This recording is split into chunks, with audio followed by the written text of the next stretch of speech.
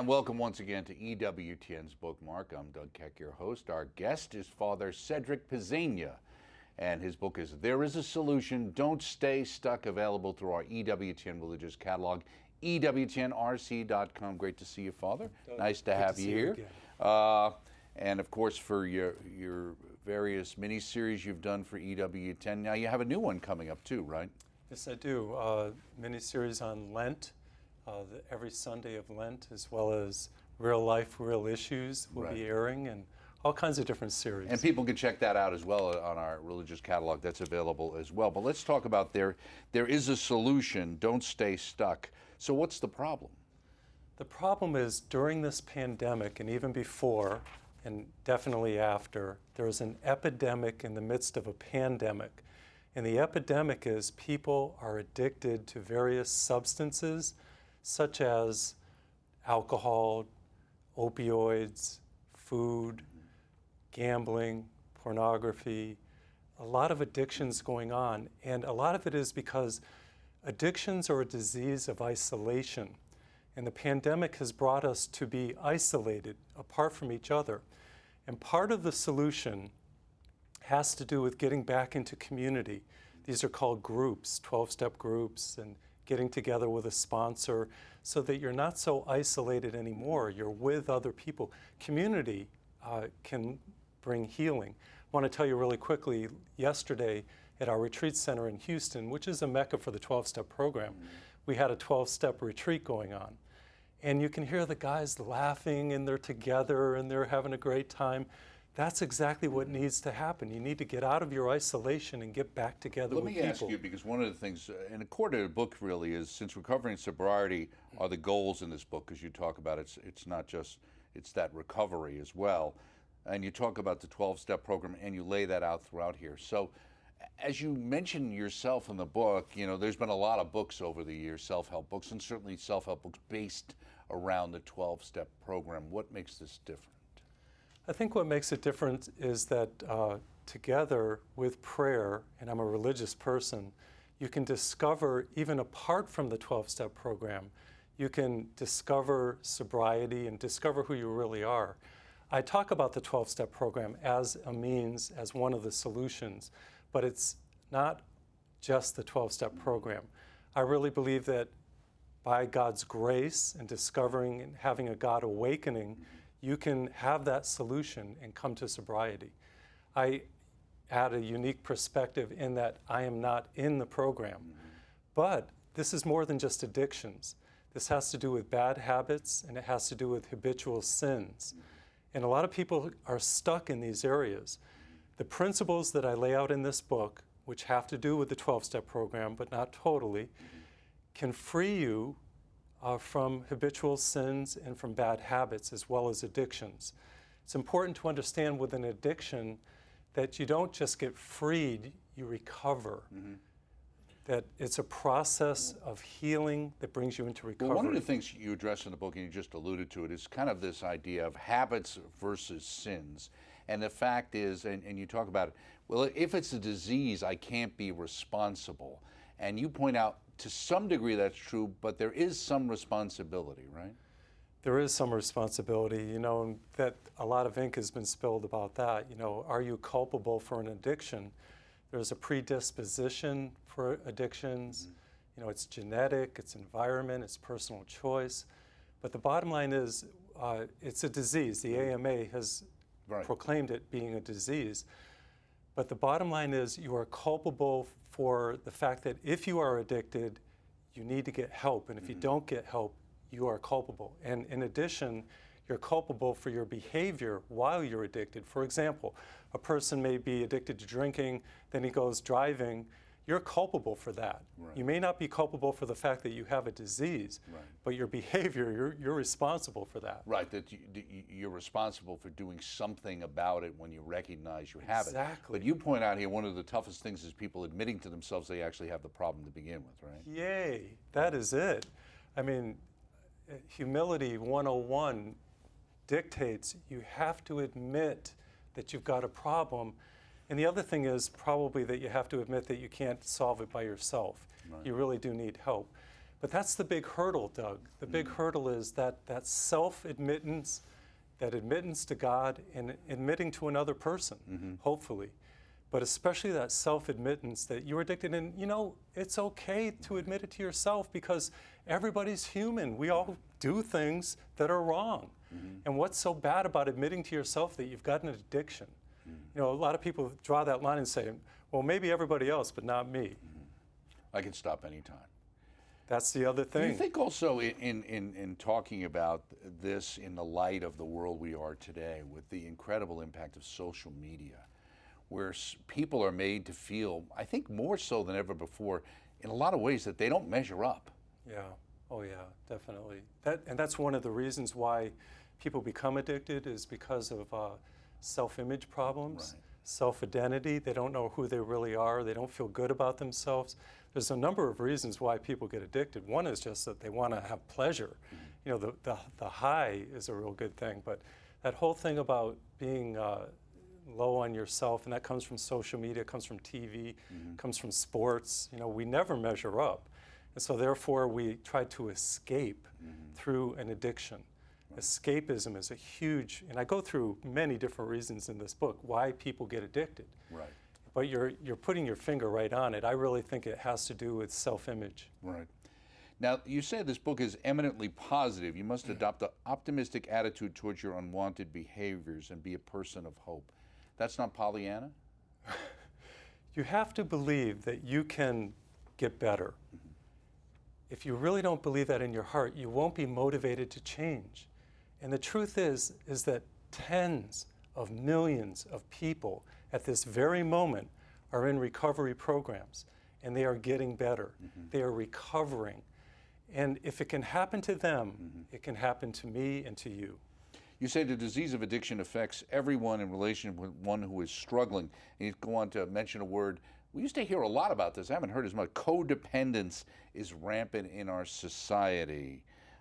What is codependence? I'm so glad you brought that up, because I spend probably my longest chapter is on codependence. This book is not just for people who are addicted. This book is for family members of those who are addicted, because what I have learned in the program, about the program, is that relatives of those who are addicted are also inheriting the disease through their relatives. So you may not be drinking, but you've got the disease to some way, shape, or form. Now, codependency is when you are affected, you are manipulated by the behavior of your relative or your friend or your coworker because of their disease. You're manipulated in your feelings. And what you have to do with codependency, oftentimes when I talk about it on television, I show a puppet that's being manipulated by the puppeteer. If they're up, you're up. If they're down, you're down. And it's called insanity. What you have to do is detach from their manipulations through forgiveness, through anger management, through working on yourself.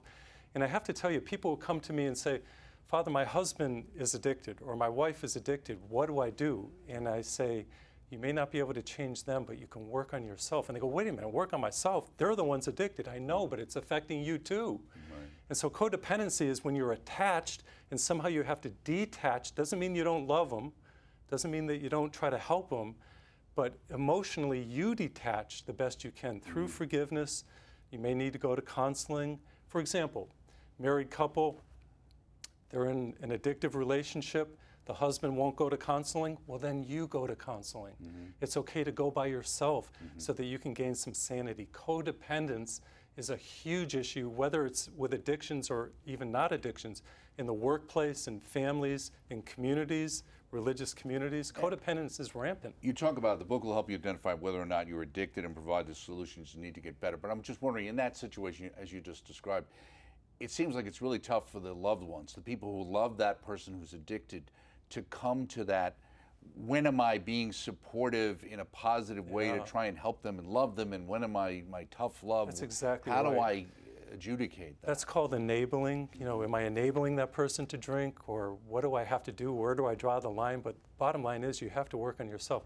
Let me tell you that there's something called an intervention, and that's when loved ones together will confront the person with their behavior and what they're doing, because a person needs to be motivated to come into recovery. If you're not motivated, you're not going to come into recovery. And oftentimes the motivation comes through a bottoming out, through bad behavior, or through a loved one doing an intervention. And I have to tell you that as a Catholic priest, I really believe that my preaching this book is an intervention in people's lives, confronting them with their issues, helping them to move forward.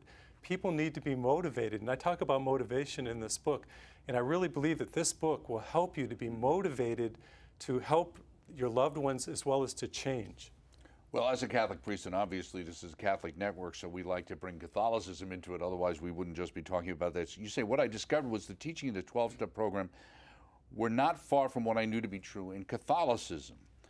In a nutshell, the program contains a practical spirituality or surrender to God. This personal abandonment to God is foundational in Catholicism and in Christianity in general. I absolutely am so glad that you brought that up, because why I like this so much is the principles of the 12-step program, and really the principles, if you can call it that, of Catholicism coincide, they're meshed. Let's take an example. When I talk about there is a solution, what is the solution? The solution is the second step. You come to believe in a power greater than yourself that can free you, that can help you. And of course, we know as Catholics what that power, who that power is, and that power is God. And then it talks about you surrender to the care of God. Then it talks about confession. Then it talks about prayer. Then it talks about evangelization. These are the 12 steps. It's very Catholic. In fact, there was a priest, Father Bill Dowling. Right. You mentioned him in the book, right? Yes, who was friends with Bill W., the founder of 12-step program, Dr. Bob and Bill W. Right. And he had a great influence on Bill W. And really, I believe, brought his Ignatian, he was a Jesuit, brought his Ignatian spirituality into the 12 steps. There was a religious sister who was also, I think, involved in the early days, I think too, so. as well as I remember. Yeah. I thought this was interesting. You say, often it is our suffering and bottoming out that make us look for God. Pain opens us up and makes us susceptible to God's work and God's grace. Most expect to encounter God on the mountain, but God is more to be found in the valley. I have written a book called You Can Change. I think the heart of conversion, why do people change? Why is there conversion? Because people are uncomfortable, they suffer. It was C.S. Lewis that said, God whispers in our pleasures, but shouts in our pain. And it's as we go through things that we're motivated to change. Why change if you're comfortable? It's when you become uncomfortable. And by the way, change was Jesus' first sermon. If you remember Mark chapter 1, he said, repent and believe in the good news. That word repent means change. So the first sermon out of his mouth, the first words out of his mouth was, you can change. But change is one of the most threatening words for people, isn't it? People don't like to change, you're right. They're threatened by it because they're comfortable with what is. Well, you say there's refuge in the routine, you quote. We are creatures of habit. We just, I talk about golf and how you watch a golfer, he'll do the same thing right before every shot. We get used to a routine. We wake up in the morning, we do the same things over and over again. That just seems to be our MO, the way we are. And then when we start getting into addictions or bad habits or perpetual sin, not perpetual, but habitual sins, we just go that way until the suffering comes. Think about the story of the prodigal son.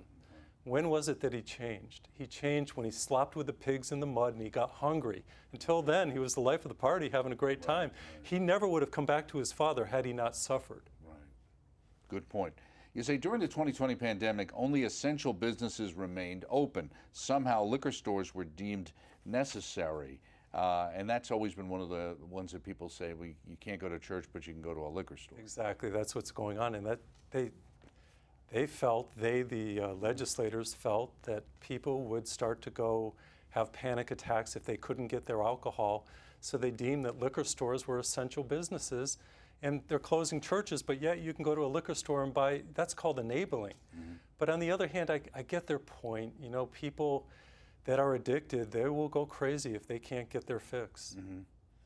Right, so it's another form of methadone. It's a hard one, yeah. You got online gambling, all those kinds of things, because you mentioned the fact that, and you alluded to it earlier about the idea, addiction is a function many times of isolation. And of course, now we're not only talking about people who could be in a crowd and feel isolated, okay? Because all of us are worried that what everybody else is thinking about us, when the reality is everybody's worrying the same thing about themselves, right?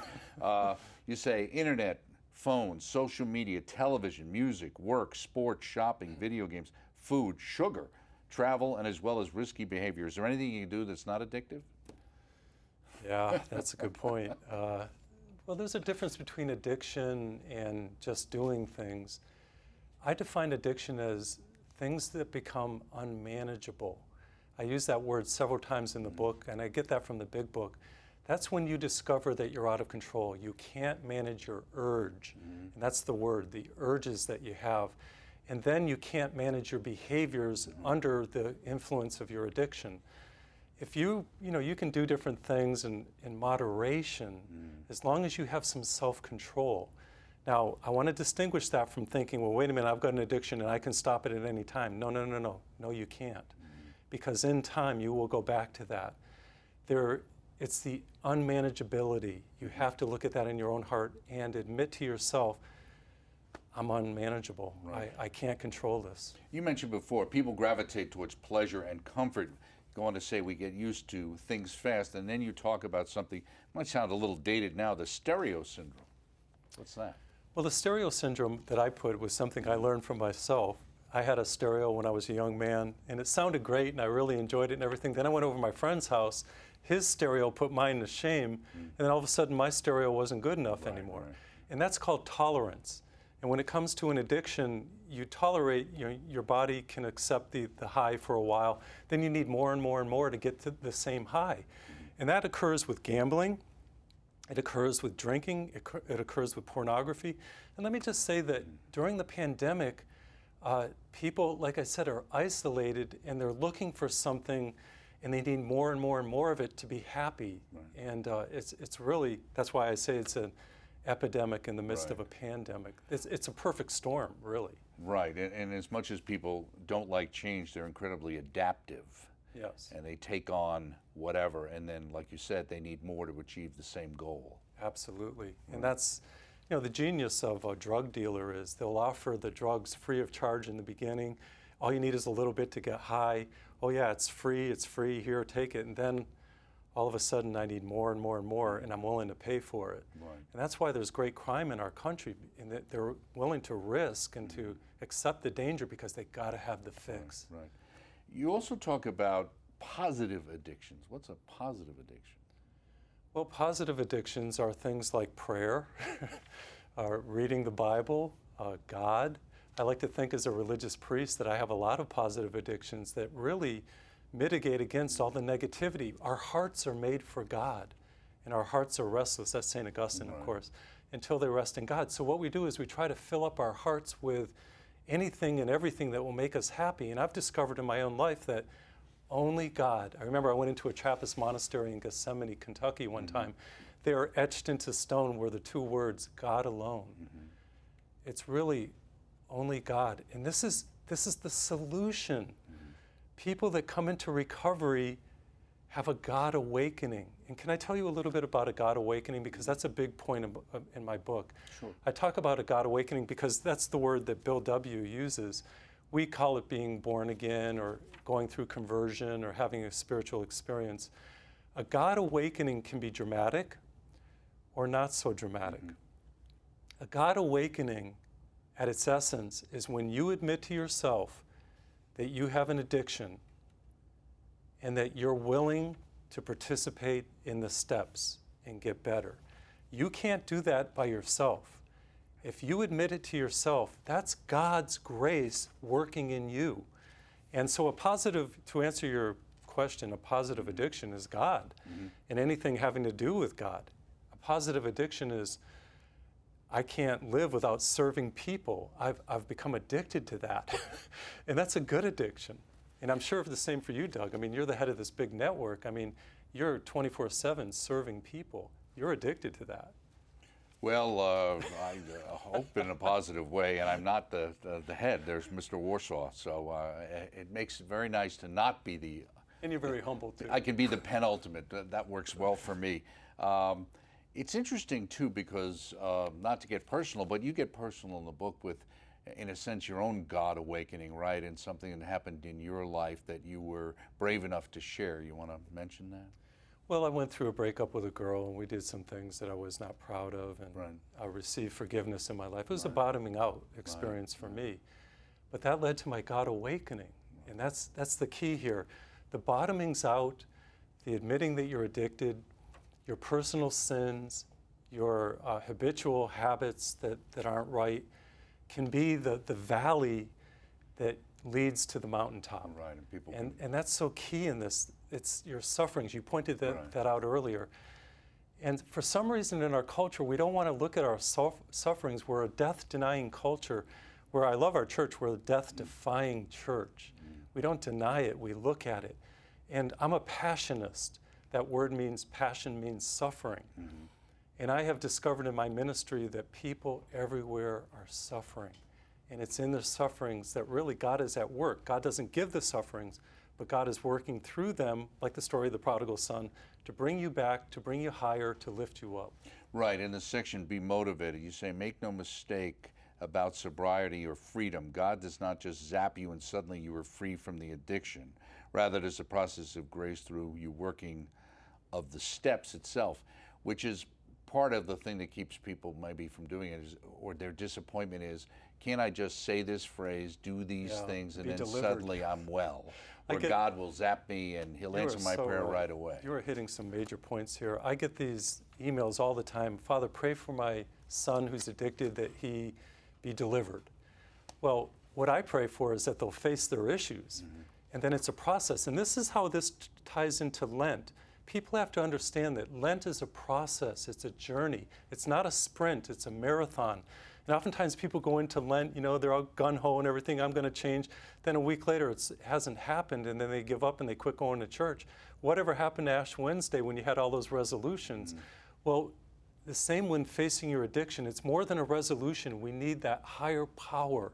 We need that empowerment from God to be able to face our issues, do the work, look within, get in community, do the praying, and it's the rest of your life. Don't let that scare you. It really is liberating. And I talk about happiness in the book and how we can be happy. It really does bring happiness because you respect yourself instead of despising yourself. So much of addictions is self-sabotage. Right. And we need to come to this healthy self-identity and self-respect, and this is the way. Which is why you talk a little bit about cognitive therapy, that approach kind of the positive talk. Yes, cognitive replacement therapy. That's when, instead of the negatives, I'm no good and I can't do it, I can do it. In fact, that's right on the cover of the book. I can do it. And it's really important to have that, and that's part of detachment too. Instead of thinking about all the negatives with that person, you put them in a positive light, and you really can come to a new understanding. You have a section here, get mad, not all anger is bad. How so? I talk about anger, and anger isn't necessarily a bad thing. It's an emotion. And I have a friend of mine who lost a lot of weight, and he cut out sugar from his diet. And I started getting mad at the sugar I was consuming because I realized that sugar led to headaches, it led to acne, led to a little bit of weight gain, and I started getting mad. And through my anger, through that energy, I was able to cut sugar out of my diet. It was wonderful. And then I went into a place where, in moderation, I eat sugar instead of going crazy about sugar. Let me just say, with anger, Mothers Against Drunk Driving, remember that whole thing? Yeah, sure. This woman lost her daughter to a drunk driver, and instead of just going crazy mad, she channeled her energy to something positive and something good. Mothers Against Drunk Driving. Now they're saving thousands of people. You say, I do not try to give people the answers to their suffering. Instead, I give them perspectives. Yeah, you can never tell anyone what the answer to their suffering is. You offer perspectives. You offer intelligent perspectives so that they can look at their own life and say, okay, this is the meaning of my suffering. This is the meaning of my pain. And they have to come to it on their own. Being educated is important, but self-discovery is crucial. Now, also, as we mentioned, there's a Lenten retreat that you're giving, a season of grace. You want to talk a little bit about that? Yes, Lent is a period of purification and enlightenment. That's what our church teaches us. Purification is all about personal change. It's all about sanctification, growth. And really, this is how it plugs right in. These principles in this book will help you in your Lenten journey to surrender, to pray, to look at your heart, to go to confession. And it's a season of grace because the same way that you come into a recovery from an addiction, God's power is the same way that we progress in Lent and come to be prepared for Easter. Mm-hmm. Now, when you do books, do you usually base them on your retreats, or do you do the retreat for, or do you come up with a concept for a book and then make a retreat out of it? Kind of which way do you do it? Well, actually, it's from television series that I produce. I will write the series, the scripts for the series, and then I bring it into a book. Right. And then, from that series. And I try to be practical. I try to meet people where they're at, and I try to talk about real issues and give real solutions. This book, there is a solution. We go through problems in life, Doug. I mean, from grade school, they give you problems, and that's how you get promoted to the next level. You have problems as the COO of EWTN. I have problems as a Catholic priest. But there are always solutions, and it's discovering and working toward those solutions that life is all about. Well, one of our problems is we're out of time. The solution is for people to pick up this book. Thank you so much. There is a Solution, Don't Stay Stuck, by Father Cedric Pisegna. And the book is available through our EWTN Religious Catalog, EWTNRC.com, the place for all EWTN materials. Look for also his DVDs on his TV series as well. And join us next time on EWTN's Bookmark. Thanks.